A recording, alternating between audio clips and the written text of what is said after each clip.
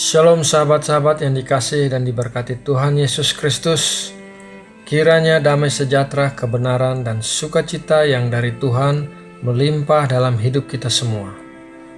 Sahabat-sahabat terkasih, meskipun wabah virus corona masih belum berakhir dan perekonomian dunia semakin anjlok, namun kita semua anak-anak Tuhan harus tetap bersyukur. Apa yang dirancangkan iblis untuk menghancurkan dunia telah dipakai Tuhan untuk kebaikan kita. Dengan adanya lockdown akibat wabah virus corona ini, hubungan keluarga yang renggang akibat kesibukan orang tua bekerja dan anak bersekolah diperbaiki. Orang tua berada di rumah sehingga bisa dekat dengan anak-anaknya. Pribadi-pribadi menjadi memiliki waktu untuk berdoa, membaca firman, dan memperhatikan hal-hal yang rohani.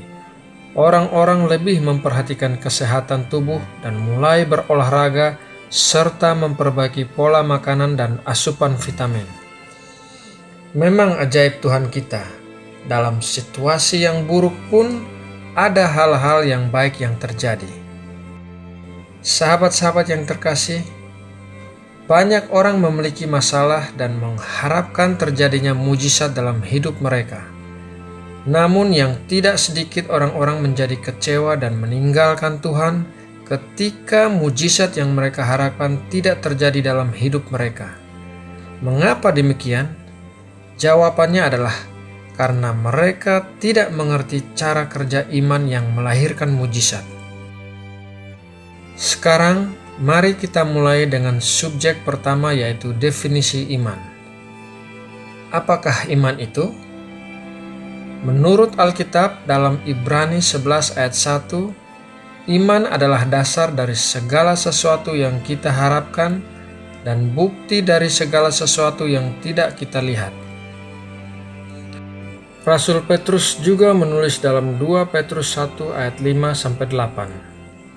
Justru karena itu, kamu harus dengan sungguh-sungguh berusaha untuk menambahkan kepada imanmu kebajikan, dan kepada kebajikan pengetahuan, dan kepada pengetahuan penguasaan diri, kepada penguasaan diri ketekunan, dan kepada ketekunan kesalehan, dan kepada kesalehan kasih akan saudara-saudara, dan kepada kasih akan saudara-saudara, kasih akan semua orang. Sebab apabila semuanya itu ada padamu dengan berlimpah-limpah, kamu akan dibuatnya menjadi giat dan berhasil dalam pengenalanmu akan Yesus Kristus Tuhan kita. Jadi, iman merupakan dasar atau landasan bagi segala sesuatunya. Tanpa iman, maka sia-sialah segala sesuatu yang kita lakukan. Subjek yang kedua yaitu, dari mana datangnya iman?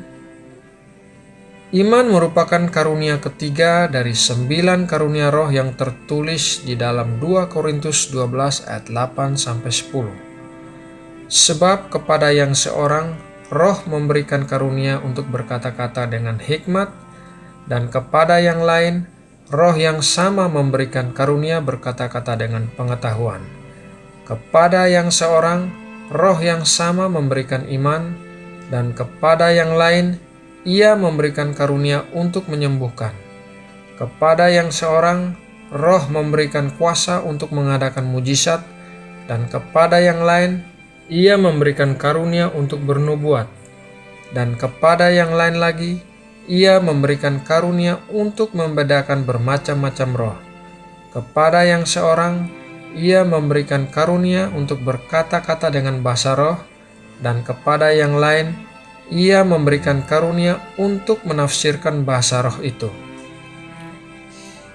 Dari ayat Alkitab di atas, dapat kita ketahui bahwa iman itu merupakan pemberian Allah, bukan dihasilkan oleh perbuatan manusia.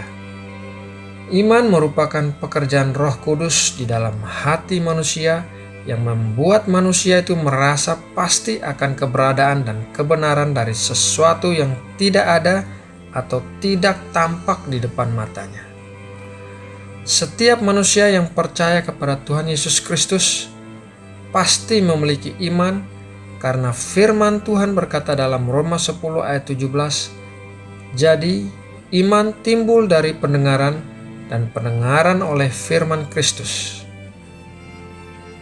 Jadi ketika seseorang mendengar tentang firman Tuhan, kemudian ia mempercayainya, maka iman diberikan oleh Tuhan di dalam hatinya, sehingga ia dapat mengakui dengan mulutnya dan percaya dalam hatinya bahwa Yesus adalah Tuhan, dan dengan demikian ia dapat diselamatkan.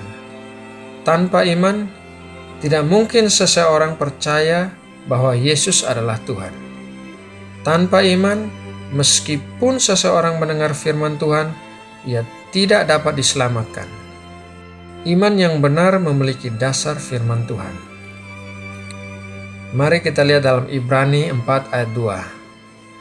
Karena kepada kita diberitakan juga kabar kesukaan sama seperti kepada mereka. Tetapi firman pemberitaan itu tidak berguna bagi mereka, karena tidak bertumbuh bersama-sama oleh iman dengan mereka yang mendengarnya. Subjek yang ketiga adalah iman seperti apa yang melahirkan mujizat. Seperti yang sudah dikatakan sebelumnya, iman yang benar memiliki dasar firman Tuhan.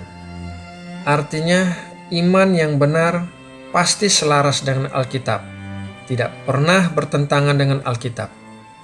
Namun demikian, ada tahap-tahap pertumbuhan iman, karena iman seperti halnya biji sesawi, mula-mula merupakan sebutir benih yang sangat kecil.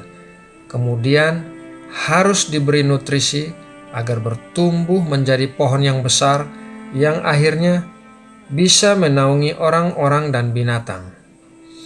Semua tokoh Alkitab yang memiliki iman yang besar mengawalinya dengan iman yang kecil, yang kemudian bertumbuh seiring waktu sehingga menjadi iman yang besar dan mampu melahirkan mujizat-mujizat.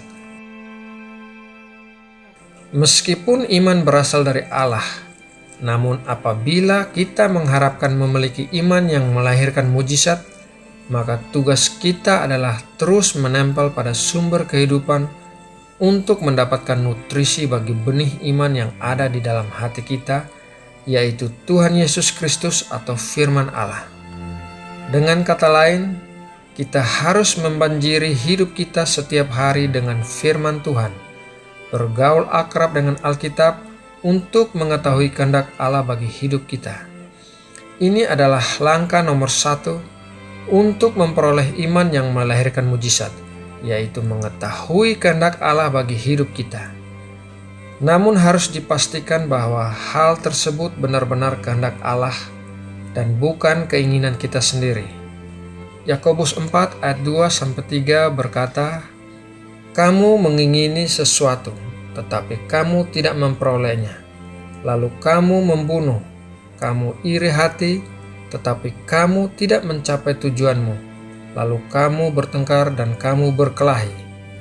Kamu tidak memperoleh apa-apa, karena kamu tidak berdoa. Atau kamu berdoa juga, tetapi kamu tidak menerima apa-apa, karena kamu salah berdoa. Sebab yang kamu minta itu hendak kamu habiskan untuk memuaskan hawa nafsumu." Langkah yang kedua adalah mempercayai kehendak Allah tersebut. Mempercayai adalah bagian yang harus kita lakukan. Mempercayai adalah suatu sikap hati, dan mempercayai adalah suatu pilihan. Mari kita lihat dalam Matius 8 ayat 13. Lalu Yesus berkata kepada perwira itu, "Pulanglah dan jadilah kepadamu seperti yang engkau percaya." Maka pada saat itu juga sembuhlah hambanya.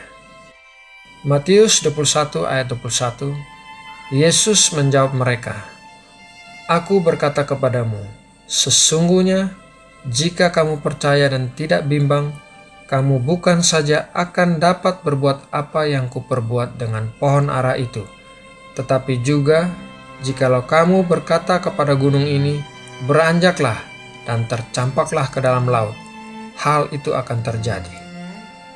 Juga kita lihat dalam Markus 9 ayat 23, jawab Yesus, katamu, jika engkau dapat, tidak ada yang mustahil bagi orang yang percaya. Langkah yang ketiga adalah berdoa dengan tidak jemu-jemu. Bawalah pengetahuan tentang kehendak Allah dan hati yang mempercayai Allah di dalam doa yang tekun.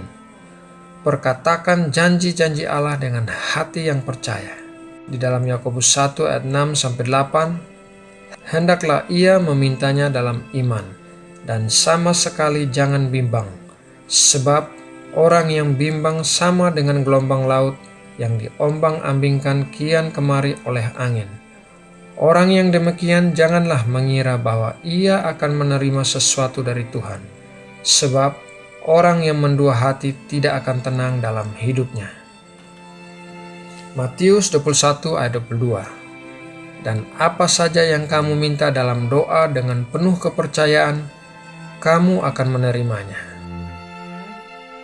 Langkah yang terakhir adalah terus bertekun menunggu sampai Tuhan memberikan iman kepada kita atas hal-hal yang kita bawa dalam doa tersebut. Tuhan pasti memberikan iman sesuai dengan kehendaknya yang telah dinyatakan bagi kita sebelumnya untuk membuat janji-janjinya menjadi kenyataan dan terlaksana. Inilah iman yang melahirkan mujizat. Roma 12 ayat 3. Berdasarkan kasih karunia yang dianugerahkan kepadaku, aku berkata kepada setiap orang di antara kamu, janganlah kamu memikirkan hal-hal yang lebih tinggi daripada yang patut kamu pikirkan. Tetapi hendaklah kamu berpikir begitu rupa, sehingga kamu menguasai diri menurut ukuran iman yang dikaruniakan Allah kepada kamu masing-masing. 1 Yohanes 5 ayat 4. Sebab semua yang lahir dari Allah mengalahkan dunia. Dan inilah kemenangan yang mengalahkan dunia, iman kita. Sahabat-sahabat yang terkasih di dalam Tuhan kita Yesus Kristus, demikianlah renungan kali ini. Semoga bisa memberkati sahabat-sahabat terkasih. Tetaplah menjaga kesehatan dimanapun sahabat-sahabat sekalian berada. Tuhan Yesus memberkati.